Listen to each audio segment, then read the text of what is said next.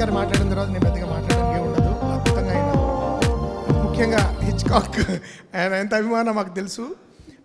నేను యాక్చువల్లీ నేను ఇందాక చెప్దాం అనుకున్నది మీరు చెప్పేశారు.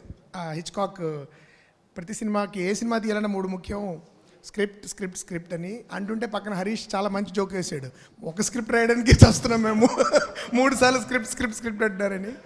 బట్ నిజంగా అది అండ్ తర్వాత ఆల్రెడీ అంతా అయిపోయింది, ఇంకా షూటింగ్ ఒకటే మిగిలిందని చెప్పడం, ఇలాంటివి హిచ్కాక్ యొక్క గొప్పతనానికి ఒక చిన్న మచ్చుతనుకులు మాత్రమే. నాకు ముఖ్యంగా చాలా ఆయనలో గొప్ప విషయం ఏంటంటే, చాలా కొద్దిమంది దర్శకులు సైలెంట్ ఈరా నుంచి మొదలయ్యి సౌండ్ ఈరాకి వచ్చి చాలా అద్భుతంగా షిఫ్ట్ అవ్వగలిగారు.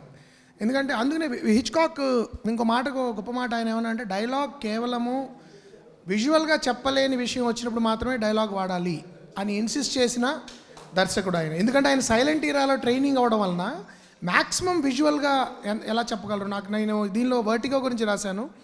వర్టిగోలో ఆ అమ్మాయిని ఫాలో అవడం అని ఒక లాంగ్ సీక్వెన్స్ ఉంటుంది. కారులో వెళ్తూ ఉంటాడు, అమ్మాయి వెనకాలే, అమ్మాయి ఒక కారులో వెళ్తూ ఉంటుంది, హీరోయిన్ వెనకాల. అది ఎంతసేపు వెళ్తుందంటే ఆ sequence, music and only tight closeups. Even సైకోలో కూడా ఆ కార్ జర్నీ అంతా టైట్ క్లోజప్లో తీస్తారు. ఎంత గొప్పగా తీశారంటే హిచ్కాక్ మళ్ళీ అది రీమేక్ చేశారు సార్. సైకో మీరు చూసుంటారు, నా దృష్టిలో చూడకూడదు ఆ సినిమా. యాన్ హెష్తో చేశారు, అసలు వాళ్ళు చేయలేకపోయారు, హిచ్కాక్ చేసింది. సో అలాంటి ఒక విజువల్ డామినెన్స్ నుంచి, విజువల్గా చెప్పడం కథ నుంచి సౌండ్కి చాలా స్మూత్గా తను అడాప్ట్ చేసుకోవడమే కాకుండా సౌండ్ని చాలా నావల్గా వాడడం మొదలెట్టిన ఆయన కూడా ఆయన. మీరు ఎంతమంది చూసారో తెలియదు, బ్లాక్ మెయిల్ అనే ఫిల్మ్ ఉంది అయింది. I think that's his first sound film నాకు గుర్తుంటే. దానిలో ఒక అమ్మాయి, ఆ సీన్ నాకు గుర్తులేదు, అమ్మాయి హత్య చేసో ఏదో కత్తి పెట్టి ఎవరినో పొడిచో వాట్ ఎవర్ ఒక ఇన్సిడెంట్ జరిగే అమ్మాయి డైనింగ్ టేబుల్ దగ్గరికి వస్తుంది భోజనం చేయడానికి. అందరితో వాళ్ళు మాట్లాడుకుంటుంటారు, అందరూ ఏదో కాన్వర్జేషన్ ఇండిస్టింక్ట్గా ఉంటుంది.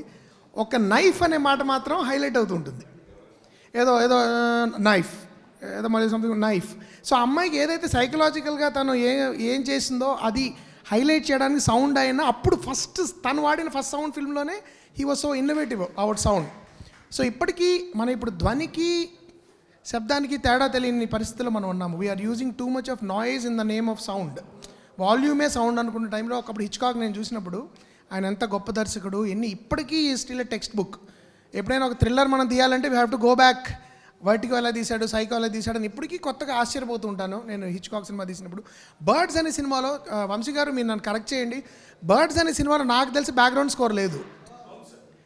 నా ఫ్రెండ్ ఒకతను బ్యాక్గ్రౌండ్ స్కోర్ హిచ్కాక్ ఫిల్మ్స్లో బ్యాక్గ్రౌండ్ స్కోర్ అనుకుని బర్డ్ సెలెక్ట్ చేసుకున్నట్టు మొత్తం సినిమా చూసి చివరికి దీనిలో అసలు స్కోర్ లేదని గుర్తించాడు. ఇమాజిన్ ఇన్ దట్ టైం ఒక్క బ్యాక్గ్రౌండ్ స్కోర్ లేకుండా ఒక సస్పెన్స్ ఫిల్మ్ తీయడము, థ్రిల్లర్ తీయడము.